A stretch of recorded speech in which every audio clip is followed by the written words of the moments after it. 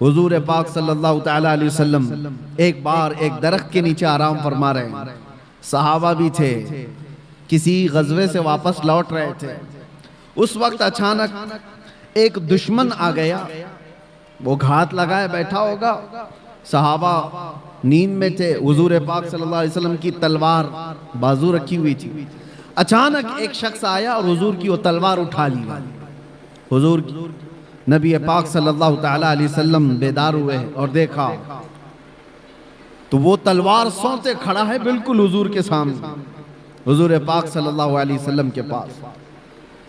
تو حضور اکرم صلی اللہ تعالیٰ علیہ وسلم اس کو دیکھ رہے کہ اب یہ تلوار چلانے والا ہے، اور اس شخص نے تلوار چلانے سے پہلے حضور سے پوچھا، بتا محمد تم کو مجھ سے کون بچا سکے گا؟ حضور پاک صلی اللہ علیہ وسلم نے ایک بلند آواز سے صرف اتنا کہا، اللہ۔ حضور پاک کی زبان سے یہ جملہ نکلا تھا کہ اس کے ہاتھ سے تلوار گر گئی اور کپ کپی اس کو طاری ہو گئی۔ جیسی تلوار گری حضور نے اٹھا لیا۔ اب آپ دیکھیں جب کایا پلٹ جائے، پانسا پلٹ جائے، پاور دوسرے کے پاس آ جائے، اور اس وقت جو ہم کو ستایا ہوا آدمی ہمارے ہاتھ کے نیچے آ جائے تو پھر انسان کی فطرت کیا ہوتی ہے؟ رگڑ دو اس کو، مسل دو اس کو، پرانا بدلہ لے لو۔ جب اس کے پاس پاور تھا تو مجھے پریشان کیا اس نے، طاقت کا استعمال کیا اس نے۔ حضور پاک کے پاس تلوار ہاتھ میں آئی، اب وہ کانپنے لگا۔ حضور نے پوچھا، بتا اب تجھ کو مجھ سے کون بچائے گا؟ وہ تو کافر تھا، وہ کافر تھا۔ حضور نے تو فرمایا تھا اللہ۔ اس نے کہا، میں نے سنا ہے کہ تم کریم ابن کریم ابن کریم ہو۔ حضور پاک صلی اللہ علیہ وسلم نے فرمایا، جاؤ تمہیں آزاد کر دیا۔ السلام علیکم دوستو، ناظرین کرام، تو کیسے ہیں آپ سبھی لوگ؟ امید ہے آپ لوگ ضرور اچھے سے ہوں گے اور خیریت سے ہوں گے۔ تو آج کا ٹاپک اور موضوع ہونے والا ہے مفتی سلمان اظہری صاحب کا بیان، جو کہ ان کے چاہنے والے لاکھوں کروڑوں لوگ ہیں، اور ان کا بیان جو آتا ہے، جو نیا نیا بیان ان کا جو آتا ہے، وہ بہت سارے لوگ، وہ عاشق جو رسول ہیں، وہ سب سننے کو بیدار رہتے ہیں، یعنی کہ سوچتے ہیں کہ کب ان کا نیا بیان آئے جو ہم لوگ سنیں۔ اور کافی سارے لوگ سنتے بھی ہیں، بہت سارے لوگ سنتے ہیں ان کا بیان، جو نیا نیا بیان آتا ہے وہ بہت سارے لوگ سنتے ہیں۔ تو وہی جو نیا بیان بالکل ہے وہ ابھی میں آپ کو سنانے جا رہا ہوں، دکھانے جا رہا ہوں۔ تو وہ ویڈیو آپ سبھی لوگ ضرور دیکھیے گا اور اسے زیادہ سے زیادہ شیئر ضرور کریے گا۔ تو میں بتا دوں آپ سبھی کو کہ ان کا تو آپ کو پتہ ہی ہوگا کہ ان کا ٹاپک ہوتا ہے عاشق رسول کے بارے میں اور نوجوانوں کے بارے میں، کہ نوجوانوں کو کس طرح اپنے نبی سے محبت رکھنا ہے اور کس طرح نبی کی سنتوں پر چلنا ہے، اور ظالم اور دشمن سے کس طرح ڈٹ کر رہنا ہے، اور سنت رسول پر کیسے عمل کرنا ہے، وہ سب یہ بیان دیتے ہیں۔ زیادہ ان کا فوکس رہتا ہے نوجوانوں پر، کیونکہ نوجوانوں کے ہی بدلاؤ میں پوری قوم کی بدلاؤ ہوتی ہے۔ تو اگر نوجوان بیدار ہو جائے تو پوری قوم سدھر جائے گی۔ تو یہی سب لے کر میں ایک ویڈیو لایا ہوں، تو آپ سبھی کو سننا بہت ہی ضروری ہے، کیونکہ ہم سبھی کا جو آج کل کا ماحول ہو چکا ہے وہ دنیا دار ہو چکا ہے۔ ہم لوگ زیادہ تر دنیا سے محبت لگا بیٹھے ہیں۔ تو آج کا میں یہی ٹاپک لایا ہوں کہ ہم سبھی کے بارے میں یہ کیا بیان دے رہے ہیں، تو ہم لوگ مل کر آپس میں ضرور سنیں گے، اور آپ بھی سنیے۔ تو اس ویڈیو کو اسٹارٹ کرتے ہیں بنا دیری کیے ہوئے، تو اسٹارٹ کرتے ہیں۔ آپ سبھی لوگ اسے لاسٹ تک ضرور دیکھیے گا، اور ہم بھی دیکھتے ہیں اور آپ بھی دیکھیے۔ جس کو ہم اپنی عام زبان میں دادا گیری، گنڈا گیری کہتے ہیں، جس کے پاس بھی پاور آیا اسی کا امتحان ہے، اسی کی آزمائش ہے۔ اسی لیے شیخ سعدی رحمۃ اللہ تعالی علیہ نے فرمایا ہے، زگردن فرازاں تبازو نکوست، گداگر تبازو کند خوئے اوست۔ بڑے بڑے لوگ اگر عاجزی کریں تو یہ اچھی بات ہے، یہ نیک خصلت ہے ان کی۔ پاور ہونے کے باوجود اگر وہ عاجزی کرے، تواضع کرے، اور فقیر آدمی اگر گڑ گڑائے، تواضع کی عادت ہے، اس کے علاوہ کرے گا کیا؟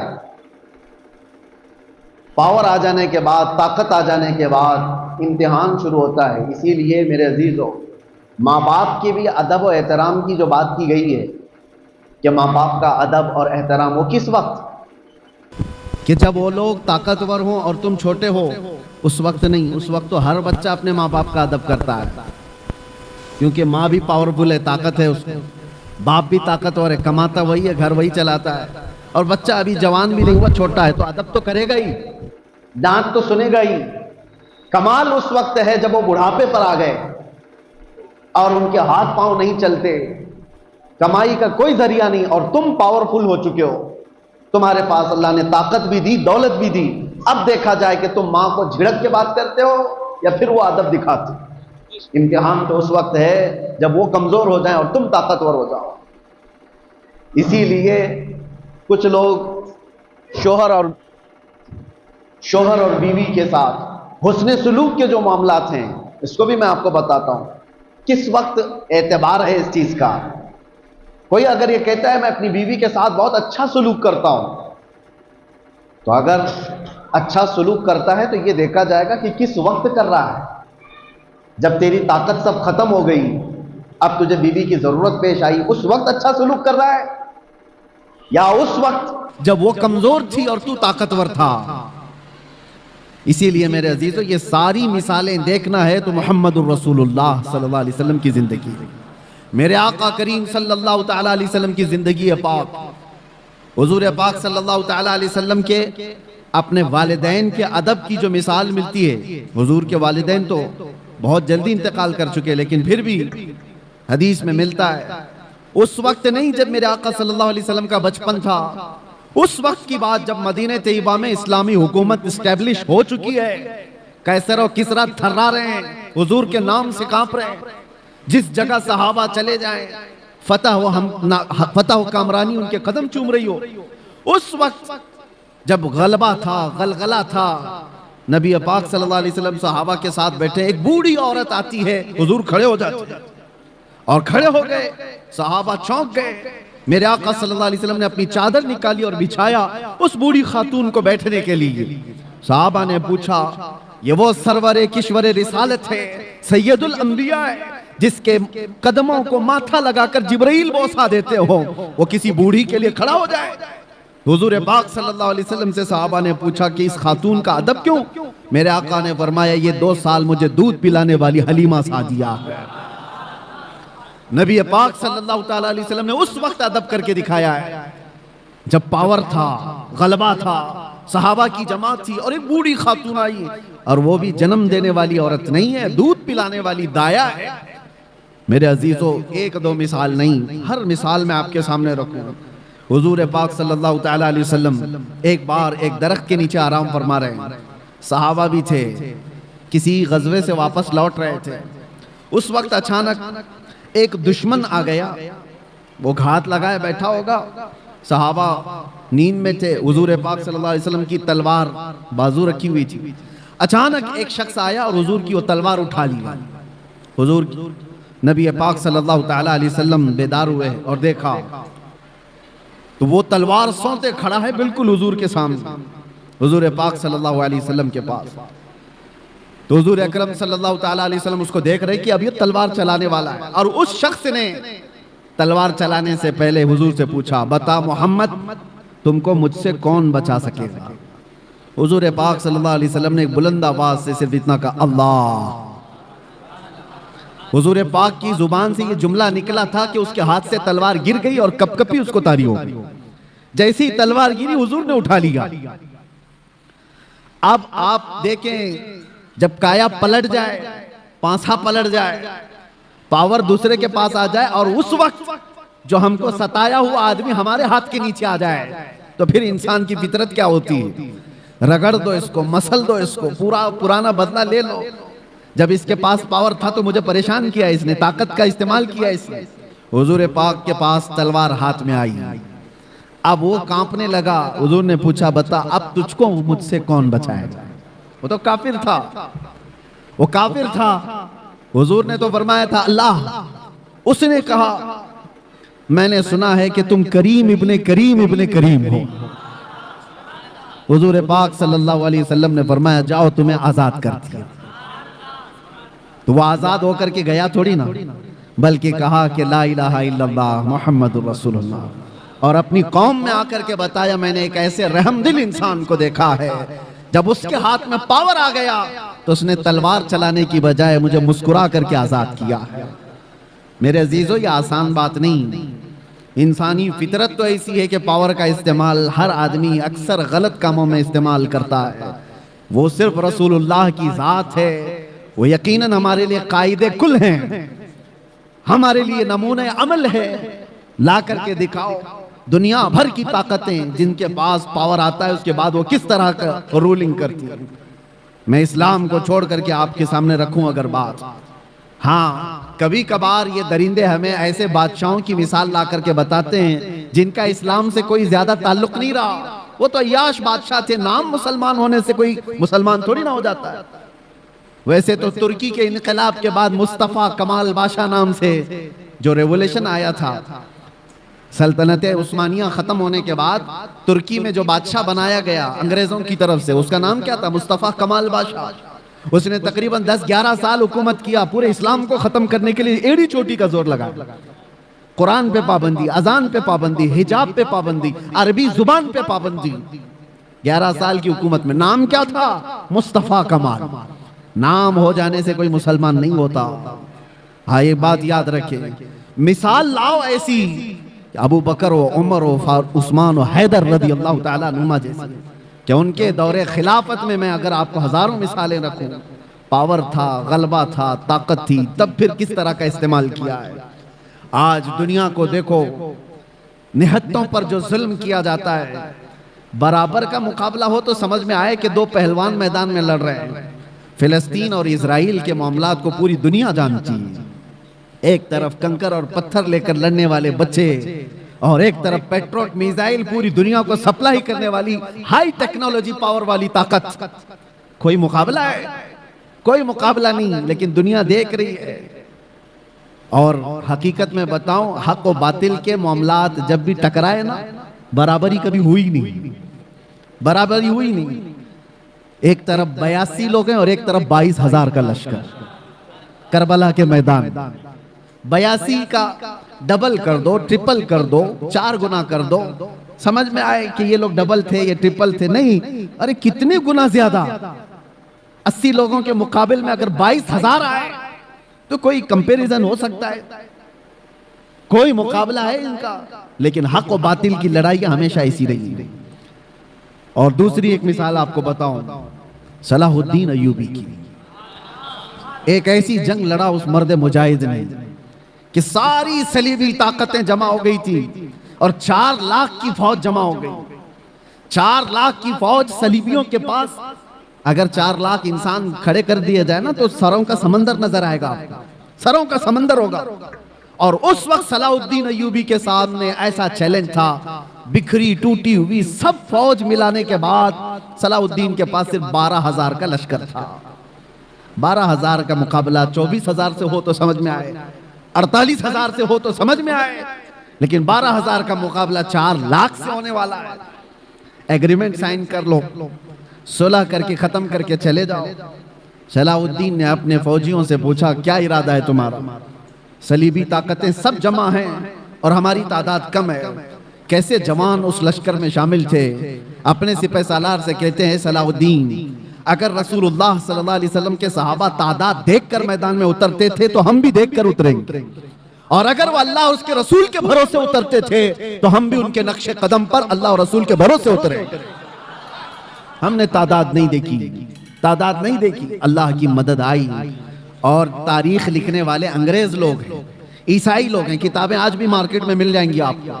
یہ 4 لاکھ کا مقابلہ جو 12,000 سے ہوا تھا، تاریخ کی ایک ایسی جنگ ہے، انگریز مورخ لکھتے ہیں کہ صلاح الدین کو اور ان کی فوجوں کو قیامت تک فراموش نہیں کر سکتے صلیبی لوگ، اس لیے کہ اس جنگ میں اس نے چھیترے اڑا دیے تھے اور ٹکڑے ٹکڑے کر دیے تھے، سب کو بکھیر دیا تھا۔ لوگ اپنی جانیں بچا کر نکل گئے، مفاہمت پر آ گئے، ایگریمنٹ صلاح الدین نے نہیں، سامنے والوں نے سائن کیا۔ میرے عزیزوں، میں آپ کو یہ باتیں اس لیے عرض کر رہا ہوں کہ پاور اور طاقت کا نشہ جب کسی کو آتا ہے سر چڑھ کر کے بولتا ہے۔ اور ایک بات، فرعون کی عمر زیادہ نہیں لمبی کی جاتی، ظلم کی تاریخ زیادہ لمبی نہیں ہوتی، اور ان کا انجام بھیانک ہوتا ہے، اس لیے کہ مظلومین کی آہ جب نکلتی ہے تو اللہ کریم، اللہ رب العزت کو قہار و جبار خدا جلال میں آئے گا اور پکڑ کرتا ہے تو ایسے کہ قرآن میں اللہ تعالیٰ فرماتا ہے فَلَمَّا نَسُوا مَا ذُكِّرُوا بِهِ فَتَحْنَا عَلَيْهِمْ أَبْوَابَ كُلِّ شَيْءٍ حَتَّى إِذَا فَرِحُوا بِمَا أُوتُوا جب یہ لوگ بھول جائیں اللہ کو تو اللہ فرماتا ہے میں ان کو خوشیوں کے سارے دروازے کھول دیتا ہوں، خوب خوش ہو جاؤ۔ یعنی اللہ کو بھولنے کے بعد ظالموں کے لیے دروازے کھول دیے جاتے ہیں، خوب خوشیاں مناؤ، سب تمہارا ہے، سب تمہارا ہے، طاقت بھی تمہاری، سیاست بھی تمہاری، تخت بھی تمہارا، سارا ڈپارٹمنٹ تمہارا، ناچو جتنا ناچنا ہے۔ پھر اللہ فرماتا ہے فَأَخَذْنَاهُمْ بَغْتَةً، اچانک ہم ایک دن پکڑ کریں گے، اچانک ایک دن پکڑ کریں گے، اور پھر پوری دنیا کی طاقت اس پکڑ سے اس کو آزاد نہیں کرا سکے گی، نہیں نکال سکے گی، اور ہم ظالم درندوں کے انجام کا انتظار کریں گے انشاءاللہ۔ اور آپ دیکھنا میرے عزیزو، ہماری زندگی رہے نہ رہے لیکن اللہ حی و قیوم ہے، وہ اللہ ہمیشہ سے ہے اور ہمیشہ رہنے والا۔ لوگ یہ سمجھتے ہیں آج ہم پاور میں ہیں اور ہم طاقت میں ہیں، ان کو مار دیں گے، ان کو کاٹ دیں گے، سب کر لو، لیکن اللہ تو زندہ ہمیشہ رہنے والا ہے۔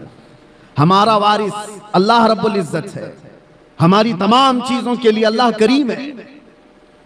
ہم نے جب یہ قرآن میں پڑھا وَأُفَوِّضُ أَمْرِي إِلَى اللَّهِ، اللہ نے یہ قرآن میں سکھایا ہے کہ یوں کہو کہ میں نے اپنے سارے معاملات اللہ کے حوالے کر دیے۔ اِنَّ اللَّهَ بَصِيرٌ بِالْعِبَادِ، بے شک اللہ اپنے بندوں کو دیکھ رہا ہے۔ تو پھر دیکھو اللہ تعالیٰ بندوں کو کیسے دیکھتا ہے۔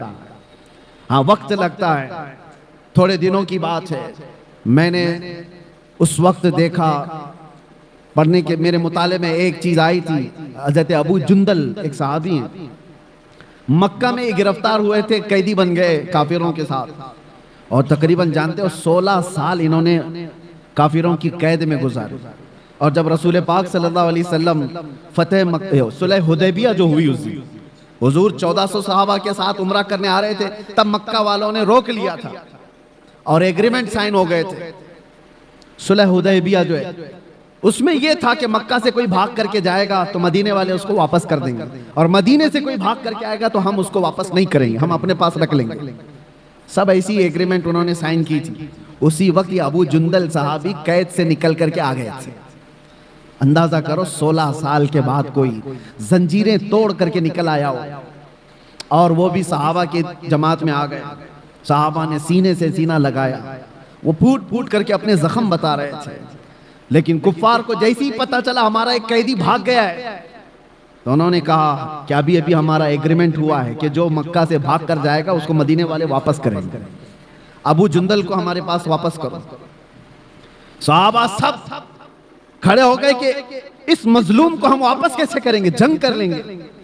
سب کی نظریں حضور پاک کی طرف تھی کہ حضور کیا فیصلہ فرمائیں۔ ابو جندل اپنے زخم دکھا دکھا کر کے صحابہ سے کہہ رہے تھے ان کے پاس واپس بھیجو گے یہ مجھے بہت ماریں گے۔ تو مکہ کے کفار و مشرکین کو حضور نے کہا کہ اب وہ آگے چھوڑ دو، ابھی تو ہماری ایگریمنٹ سائن نہیں ہوئی۔ تو انہوں نے ایگریمنٹ کو ختم کر دیا اور کہا کہ اگر یہ ہم کو واپس نہیں کیا جائے گا تو ہم ایگریمنٹ بھی نہیں کریں گے۔ جب ضد پر اڑ گئے حضور پاک نے ابو جندل کی طرف دیکھا اور کہا ابو جندل مکہ واپس چلے جاؤ۔ تو امید ہے آپ سبھی کو یہ ویڈیو کافی اچھا لگا ہوگا، جو ابھی آپ کو میں دکھایا ہوں مفتی سلمان نظری صاحب کا بیان۔ تو میں یہ بیان اس لیے لایا ہوں کہ ان کے چاہنے والے بہت سارے لوگ ہیں۔ اگر میں الگ علماء کرام کا کوئی اور تقریر جو کرتے ہیں، بہت سارے ایسے لوگ ہیں جو بہت اچھے تقریر کرتے ہیں، لیکن ایک انسان کا جو پہچان ہوتا ہے اور ایک انسان کا جو فیوریٹ ہوتا ہے وہ بہت سارے لاکھوں لوگوں کا فیوریٹ یہ مفتی سلمان نظری صاحب ہے۔ تو ایسے تو بہت سارے علماء کرام کا بہت سارے لوگ بھی سنتے ہیں، لیکن ان کا بیان اکثر انسان سنتا ہے کیونکہ ان کا محبت بہت سارے مسلمانوں کے دلوں میں، ہر مسلمانوں کے دلوں میں بسا ہوا ہے۔ اور اس لیے میں دکھایا ہوں کیونکہ اگر میں دوسرے علماء کرام کا اگر ویڈیو لاتا تو شاید آپ سنتے یا نہ سنتے، لیکن ان کا اس لیے لایا ہوں کہ بہت سارے لوگ ان کا بیان سننے کو جی چاہتا ہے بہت سارے لوگوں کو، تو اس لیے لایا ہوں کہ آپ سبھی لوگ بھی سنیں اور ہم بھی سنیں اور اس سے کچھ علم اور فائدہ حاصل کریں۔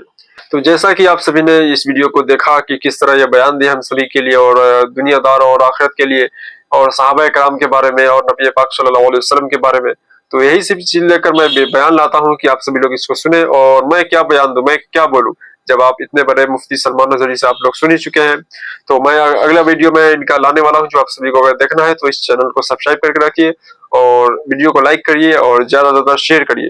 تو ملتے ہیں اگلی ویڈیو میں، تب تک کے لیے یہ ویڈیو یہیں تک تھا۔ السلام علیکم ورحمۃ اللہ تعالی وبرکاتہ۔